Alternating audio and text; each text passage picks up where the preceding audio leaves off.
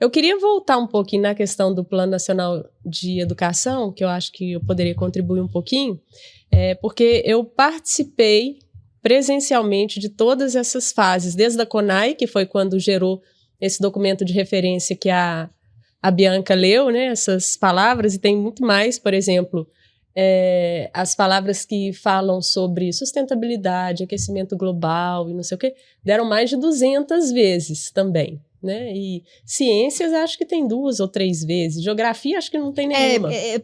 Eu acho que essas não tem, porque senão eu te pego aqui, não vi. Geografia, porque os meninos já nasceram com GPS. Não precisa, usa o Waze e acabou.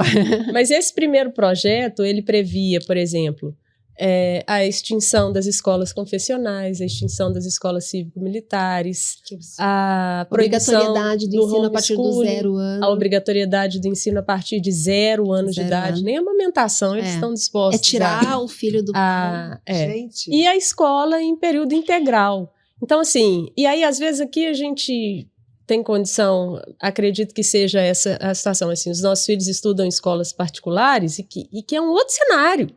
Mas isso está sendo desenhado muito para a escola pública também. Então, por exemplo, seu filho fica numa escola que fica no turno integral, mas a escola dele tem um tanto de atividade, tem um tanto de outras propostas, né, que talvez desenvolva a criança, não sei. Mas na escola pública, não é isso. O governo quer obrigar a escola em tempo integral para ficar naquela casinha lá que não tem nada, nem um balancinho é capaz de ter para o menino. Então, assim, o pessoal começou a fazer uma associação quase como se eles estivessem aprisionados em um ambiente de para menor infrator, assim, com nada. Com nada. Então, isso é desenvolver? Isso é um ambiente pega, por exemplo, né, que fica propício a ser doutrinado mesmo. Quando a gente enxerga esse Plano Nacional de Educação e o Sistema Nacional de Educação, que a gente conseguiu derrubar, assim... a esquerda deve estar remoendo isso até hoje. Graças a Deus. O que eles queriam no Sistema Nacional de Educação e tentaram no Plano Nacional de Educação também? Tirar a competência do Poder Legislativo de legislar sobre educação.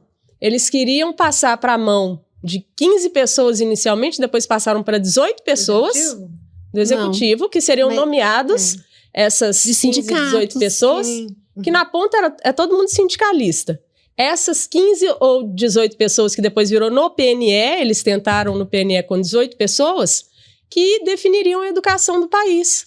Não mais, os vereadores não teriam mais competência para legislar a educação em plano municipal, os deputados estaduais em plano estadual, e estava previsto a punição administrativa, civil e criminal para o gestor público que não obedecesse às diretrizes dessa turma.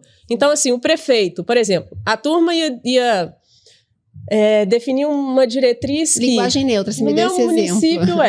A linguagem oficial vai ser a linguagem neutra nas escolas do meu município. Se o prefeito virasse no meu, não vai ser não. Ah, não vai não? Então tá. Aqui está previsto um processo criminal, o senhor pode perder a sua liberdade. Está previsto um processo civil, vai receber alguma condenação, alguma indenização que vai responder com seu patrimônio pessoal, e administrativamente a União não te repassa mais verba nenhuma. É um negócio Tava desse maluco, jeito. Né?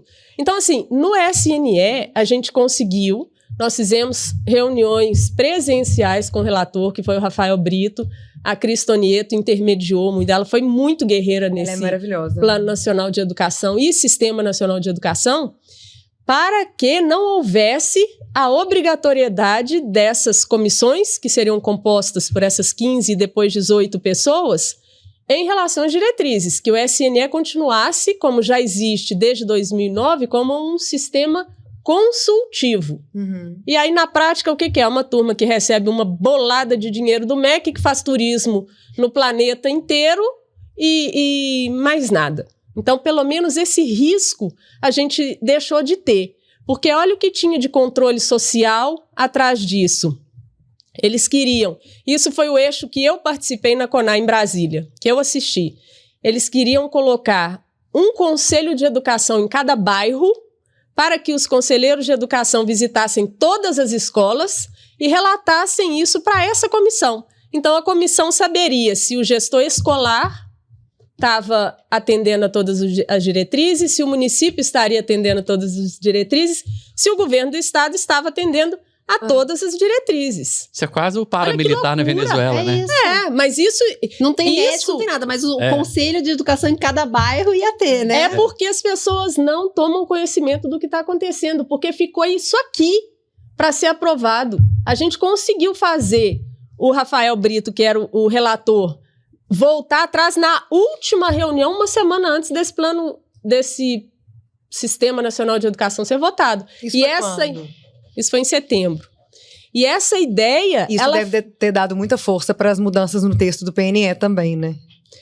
Eles tentaram manter, porque essa ideia de tirar a competência para legislar do Poder Legislativo, ela veio em duas frentes. O Sistema Nacional de Educação, que foi um projeto do senador Flávio Arnes. E dentro do eixo 1 do Plano Nacional de Educação. Então, eles atiraram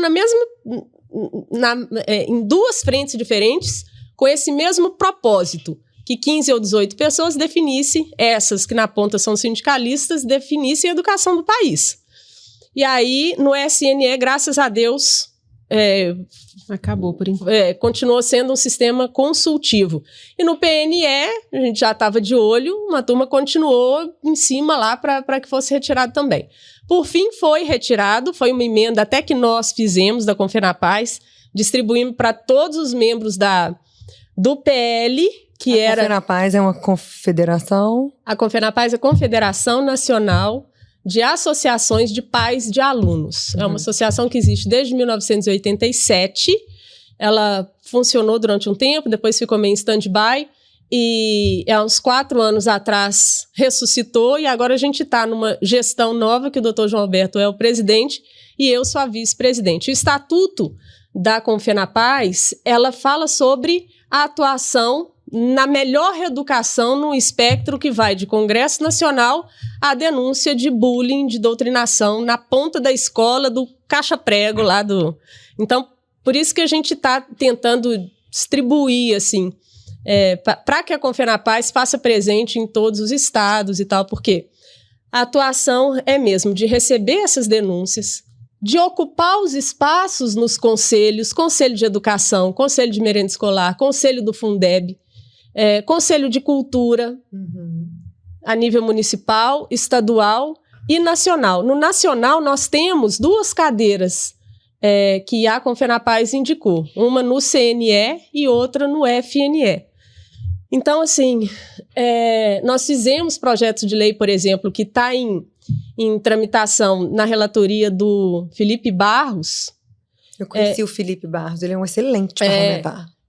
O nosso PL, o número dele é 1978 de 2024, prevê a criminalização de professores que doutrinarem em sala de aula e a punição também para indicação de livros que não tem cabimento para criança, com estimulação de sexualização precoce, punição da editora, do professor que divulgou e da gráfica que imprimiu o coisa. Isso está sendo votado? A gente está em tramitação, foi anexado a outros projetos que falam dos interesses da criança e do adolescente e está na relatoria do Felipe Barros. Nós previmos que a nossa ideia foi alterar uma linha, incluir uma linha no ECA, que fala sobre pedofilia, pornografia, esse pedaço do ECA que trata sobre isso. A gente sugeriu que fosse uma pena de reclusão de 2 a 4 anos para o professor e para essa turma que divulgar esses livros inadequados, como o Avesso da Pele, né? Sim. Gente, aquilo ali é um negócio... Enfim, Felipe Barros aumentou para 8 anos. Sensacional. Então, assim, é um projeto que está para ser votado. Será que tem aderência? Eu acredito que sim. Acho que a sociedade tem um apelo grande da sociedade. Eu acho que a Bianca falou, assim, uma mãe que é esquerdista, ela quer que o professor fique estimulando a sexualização